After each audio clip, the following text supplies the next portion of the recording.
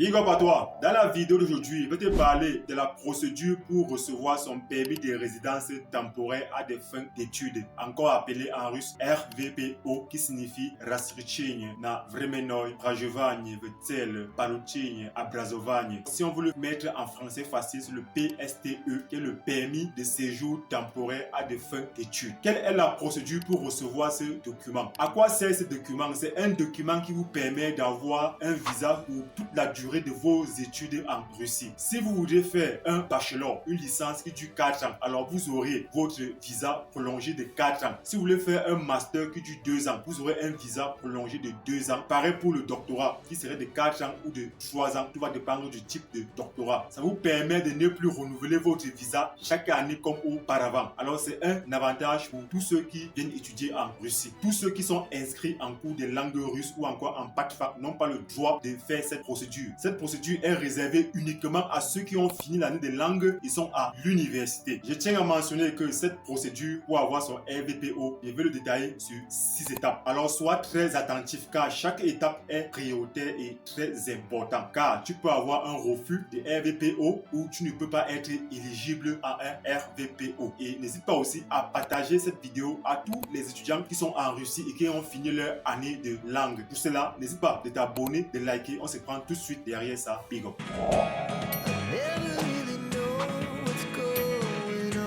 Big up à toi, moi c'est Stéphane. Si c'est pour la première fois que tu me découvres, alors je te souhaite la bienvenue sur ma chaîne Connaître la Russie. Dans cette vidéo, je vais te partager la procédure pour recevoir notre RVPO, qui est un document très important pour des étudiants étrangers venus étudier en Russie. Alors, ce document a des spécificités dont vous deviez respecter et des conditions aussi pour l'obtenir. Car ce n'est pas parce que vous êtes étudiant étranger en Russie que vous êtes obligé de l'avoir. Ça peut arriver que vous ayez des refus à cause des erreurs que vous avez commises dans votre procédure. Mais je tiens à vous rappeler, la Russie est une fédération. Ce que je veux dire dans cette vidéo est ce que moi j'ai subi, est ce que moi j'ai fait pour avoir mon RVPO. Ça peut arriver qu'elle n'est pas valable dans ta ville ou elle n'est pas pareille, mais c'est presque identique, juste des petites choses qui vont changer. Mais de façon générale, c'est presque les étapes que tu vas suivre. Pour avoir les informations les plus sûres, tu vas juste te rendre au département international de ton université ou au service d'immigration de ta ville pour qu'ils te donnent les étapes à suivre pour avoir ces documents. Mais c'est presque pareil dans ce que je vais te dire dans cette vidéo. La première étape, c'est quoi? Ce sont les conditions nécessaires pour bénéficier de ces RVPO. La première condition,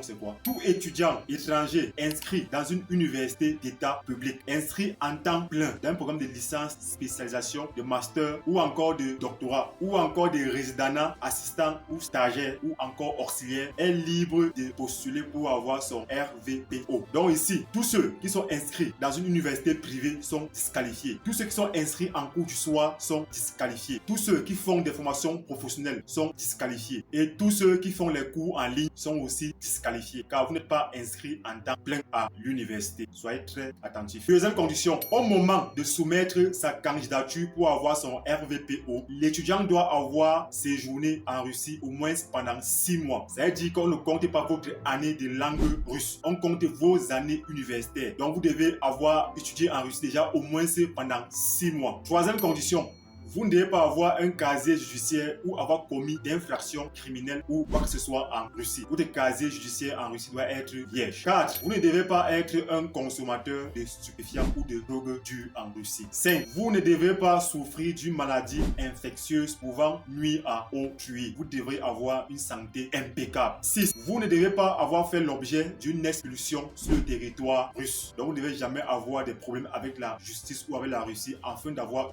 déjà eu une expulsion.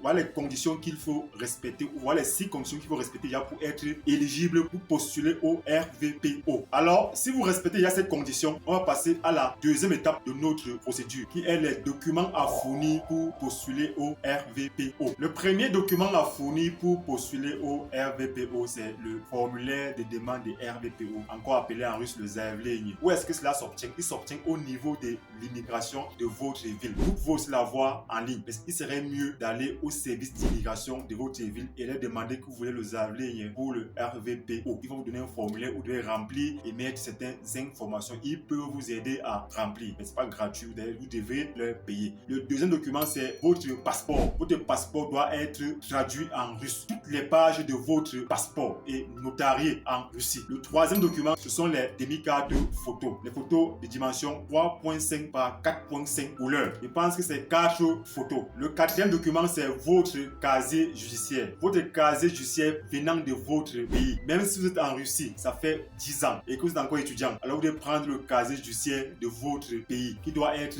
vierge, bien sûr. Lorsque ce casier judiciaire sort de votre pays et arrive en Russie, ce casier judiciaire n'a qu'une validité de 3 mois. Donc, aussitôt que vous le prenez dans votre pays, il doit passer aux affaires extérieures de votre pays et ensuite à l'ambassade de Russie de votre pays et il doit être rapidement amené en Russie afin de respecter les délais. Les dates à respecter, c'est la date du jour où il est sorti au palais de justice de votre pays. Alors, s'il sort au palais de justice de votre pays et que vous prenez le temps pour l'amener aux affaires extérieures, vous prenez encore le temps pour l'amener à l'ambassade. Lorsqu'il va arriver ici en Russie, l'immigration va se contenter de regarder la date à laquelle c'est sorti du palais de justice. Donc, faites très attention. Lorsque vous commencez cette procédure, soyez rapide avec votre casier judiciaire. Et lorsque ce casier judiciaire va arriver en Russie, il doit être traduit et notarié en Russie chez un notaire. C'est l'une des pièces maîtresses dans vos documents. Alors, ce qui est dit dans cette vidéo, c'est ce que moi j'ai fait et non ce que vous devez aussi être obligé de faire. Le 5e document est le document confirmant votre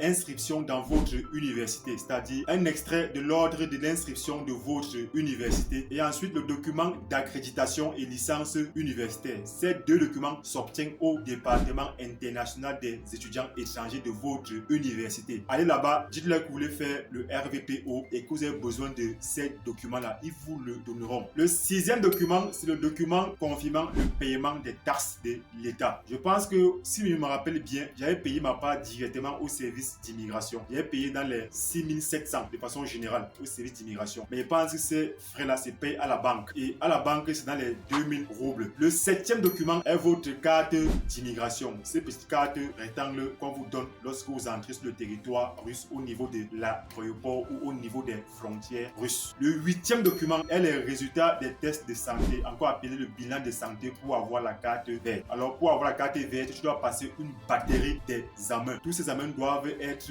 négatifs afin d'être éligible pour faire les empreintes pour avoir la carte verte. C'est aussi un document très important. Et le dernier document qui est le 9e est votre enregistrement, qui est le lieu où vous vivez sur le territoire russe. Maintenant, on passe directement à la 3e étape. Comment soumettre ces documents à l'immigration? Une fois que tu as respecté les conditions et que tu as tous les documents nécessaires, rends-toi directement au service d'immigration. Là-bas, ils vont juste vérifier tes documents. Ils vont prendre tous tes documents. Ils vont se rassurer que tu as bien rempli le formulaire. Vous allez payer à peu près 6700 roubles de façon générale à l'immigration afin que tous mes documents soient soumis à leur niveau. Dans ta ville, ça peut être différent ou c'est différent. Alors, rends-toi juste au service d'immigration de ta ville pour avoir les informations les plus sûres. Et lorsque tu vas finir de soumettre les documents, ils vont te remettre un reçu. Tu dois attendre 38 jours ouvrables pour recevoir la réponse. Je pense que si à leur niveau, ils ont déjà validé, alors ce qui est sûr, quoi qu'il arrive, tu aurais ton RVPO. Maintenant, qu'est-ce qu'il en est des avantages d'avoir un RVPO? On va le voir en 4e position. Les avantages d'avoir un RVPO lorsqu'on est étudiant étranger en Russie. Le premier avantage est que le RVPO vous donne un visa sur toute la période de vos études plus 180 jours calendaires sur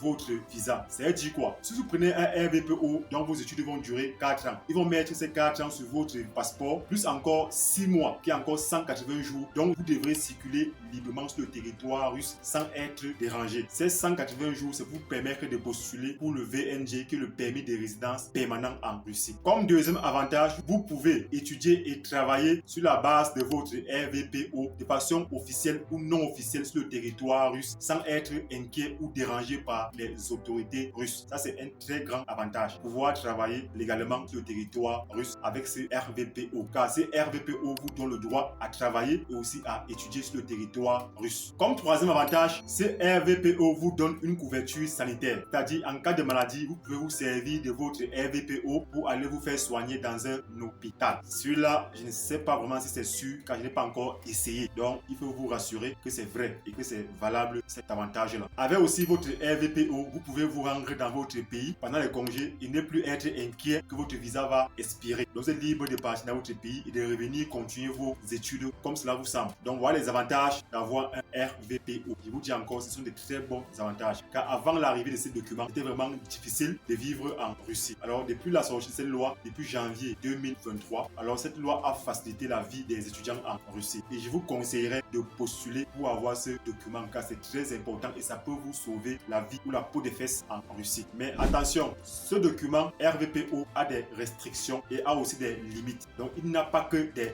avantages. Dans la 5e étape, on va voir les restrictions ou les limites du RVPO. Comme premier inconvénient ou comme première restriction, le RVPO n'est que valable dans la région où il a été reçu. Donc avec votre RVPO, vous ne pouvez pas avoir les mêmes avantages dans toutes les villes. Uniquement les avantages dans la ville où vous avez obtenu ce RVPO. Le deuxième inconvénient ou la deuxième restriction, c'est quoi? Si vous travaillez en Russie ou si vous avez trouvé le travail grâce à votre RVPO, alors sachez que votre contrat de travail peut être aussi résilié lorsque votre RVPO va se terminer. Même chose que vos études. Lorsque le RVPO a atteint son apogée, alors tous vos avantages vont s'arrêter. Comme troisième inconvénient, les mises en responsabilité administrative répétées 2 ou 3 fois peut causer l'annulation de votre RVPO. Je prends l'exemple simple. Si tu es étudiant et que tu es censé payer tes études, étudiant contractuel, bien sûr, que tu es censé payer tes études et que tu ne la payes pas, là c'est une infraction à ton RVPO.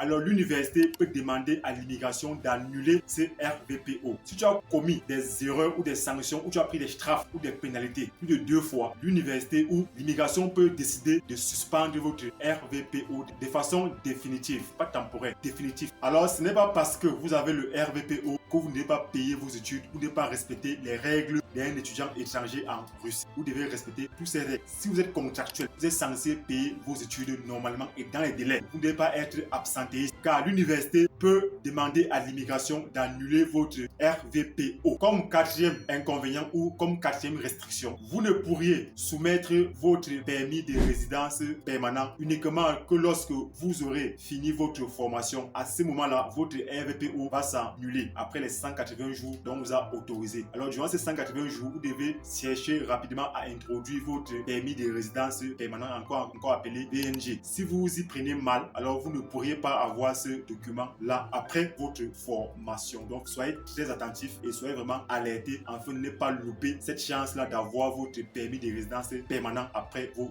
études ou après l'expiration de votre RVPO. Il y a aussi des conditions qui peuvent vous permettre à ce qu'on vous refuse le RVPO. On passe ici à la 6e étape de notre procédure, les motifs de refus du RVPO. Le premier motif, c'est quoi? C'est que vous avez fourni à l'immigration des informations inexactes ou falsifiées au niveau de l'immigration. Cela va entraîner directement le rejet de votre dossier. La deuxième cause peut être les documents que vous avez fournis au niveau de l'immigration peuvent être inappropriés ou les documents expirés. Là, ça entraîne aussi un refus de votre RVPO. Le troisième refus peut être dû au fait que vous refusez de vous soumettre aux tests de santé médicale et à l'enregistrement obligatoire aux empreintes digitales en Russie. D'office, cela entraîne votre refus car cela veut dire que vous cachez soit une maladie ou vous ne voulez pas qu'on découvre une maladie que vous possédez. Là, d'office, c'est un refus direct. Au quatrième point, le refus peut être dû au fait que vous avez été mis en responsabilité administrative 2 ou plusieurs fois. C'est-à-dire quoi? Vous avez commis des infractions ou des délits en Russie plus de 2 fois. Alors cela entraîne directement le refus de vous donner votre RVPO. La 5e cause de refus peut être due au fait que